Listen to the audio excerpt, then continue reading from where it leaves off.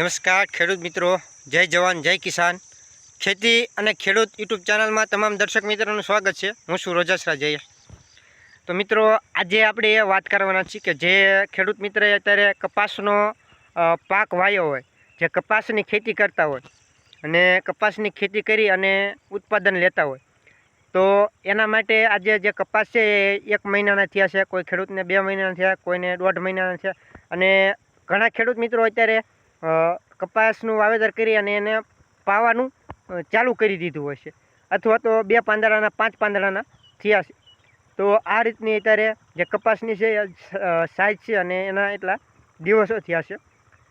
તો મિત્રો, આજે એ વાત એ કરવાની છે કે જ્યારે આપણે કપાસ હોય તો એને જો ટપક હોય તો ટપકમાં કોઈ વાંધો નથી, પણ જ્યારે ટપક ન હોય, જે ટપક વગર ખેતી કરતા હોય છે, કપાસનો જે પાક વાવ્યો છે, તો આજે એની વાત કરવાના છે વિડીયોના.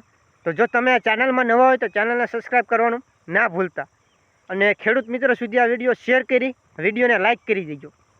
તો મિત્રો, જે આપણે ખાડવું હોય, જ્યારે સાહ નાખે ઉનાળામાં આપણે ખેડ કરી અને જ્યારે આપણે સાહ નાખ્યા હોય ખાતર વાવી અને જ્યારે આપણે પહેલું પિયત આપ્યું હોય કપાસના પાકની અંદર અને પછી બીજું આપીએ એટલે 2 પિયત આપી એટલે કપાસ છે એ ઉગી જતો હોય છે. અને પછી આપણે બીજા 1-2 પિયત પાવા પડતા હોય છે. ત્યારે કપાસ કમ્પ્લેટ 7 થી 8 પાંદડા કે 10 પાંદડા થઈ જતો હોય છે. પછી વરસાદ આવી જતો હોય છે. પણ મિત્રો, આ વર્ષે એવું નથી થયું. આજે ઘણા ખેડૂત મિત્રોએ જે 1.5 મહિના પહેલાં અગાઉ કપાસ ઉગાડી દીધા છે, 1.5 મહિના કે અમુક ખેડૂતને 2 મહિના થવા આવ્યા છે. તો મિત્રો, આજે અત્યારે ખેડૂત મિત્રો છે એમને હાથી પણ હાંકી નાખ્યા છે અને નીંદી પણ નાખ્યું છે, 2 વખત અથવા તો 3 વખત નીંદી પણ નાખ્યું છે. જે ખેડૂત મિત્રને આગેતરા કપાસ છે, મોટા કપાસ છે એમને, તો અત્યારે એ પિયત આપી રહ્યા છે. તો જે આખું હાંકી નાખ્યું એટલે ખાડું બધી છે એ વીખી જતી હોય છે અને પછી ખાડું નાખવામાં મુશ્કેલી પડતી હોય છે, જે ધોરિયા આપણે જેને કહી શકાય.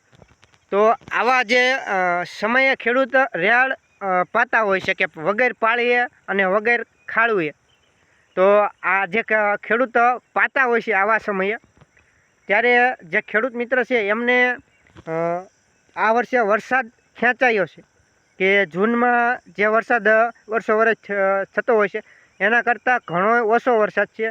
અમુક જગ્યાએ હાવ નથી થયો. જે ગુજરાતના આપણા વિસ્તારો છે એમાં હાવ વરસાદ જ નથી થયો અને અમુક જગ્યાએ વાવણી લાયક વરસાદ થયો છે.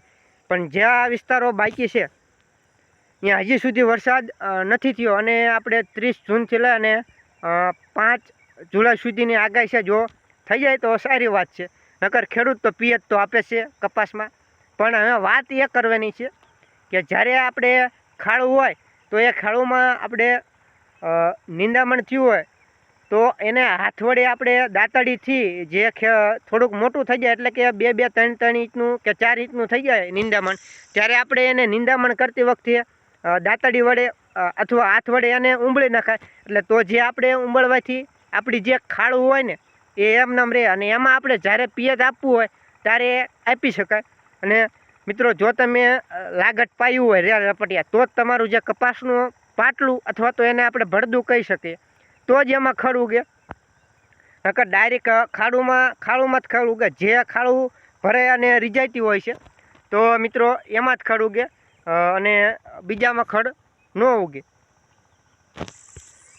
તો આવા સમયે આપણે 2 થી 3 વખત નિંદામણ કરી નાખ્યું હોય તો ખાડું એમને રાખવાની છે, એમાં હાથી નથી હાંકવાનું, કાંઈ નથી કરવાનું, ખાલી આપણે નિંદામણ કરી નાખવાનું છે. નિંદામણ કર્યા પછી જો કપાસને પિયતની જરૂર હોય તો જરૂર પિયત આપી દેવું જોઈએ, જેથી કરી આપણે ખાડું નાખવાનો, જે પાટલા નાખવાનો કે અથવા પાળીઓ ચડાવવાનો કોઈ પ્રોબ્લેમ ન રહે અને એની ખાડુંમાં આપણે પિયત આપી શકીએ છીએ.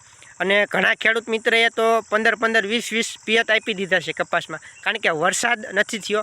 આ વર્ષે વરસાદ ખેંચાયો છે અને ચોમાસું પણ લેટ કહેવું હોય તો કહી શકાય કે 10 દિવસ લેટ છે, કારણ કે સૌરાષ્ટ્રના ઘણા વિસ્તારો બાકી છે, વાવણીથી વંચિત છે, વાવણી લાયક વરસાદ નથી થયો અને અહીંયા ખેડૂતોએ જે વરસાદ છે વરસાદ વગર વાવણી પિયતની સગવડ હોય તો લગભગ ખેડૂતે વાવણી કરી દીધી છે, અથવા તો જે કેનાલવાળો વિસ્તાર હોય એમાં પણ વાવણી છે એ કરી દીધી છે. તો આ રીતે ખાડોમાં આપણે પઈ શકાય છે. તો આ વિડીયોમાં એટલું જ તે. ફરી મળીશું નવા વિડીયોમાં. જય જવાન જય કિસાન. જો તમે આ ચેનલમાં નવા હોય તો ચેનલને સબસ્ક્રાઈબ કરી નાખજો, વિડીયોને લાઇક આપી ખેડૂત મિત્ર સુધી શેર કરજો. અને મિત્રો કોમેન્ટમાં તમારો અભિપ્રાય આપવાનું ના ભૂલતા, કોમેન્ટ જરૂર કરજો. જય જવાન જય કિસાન મિત્રો.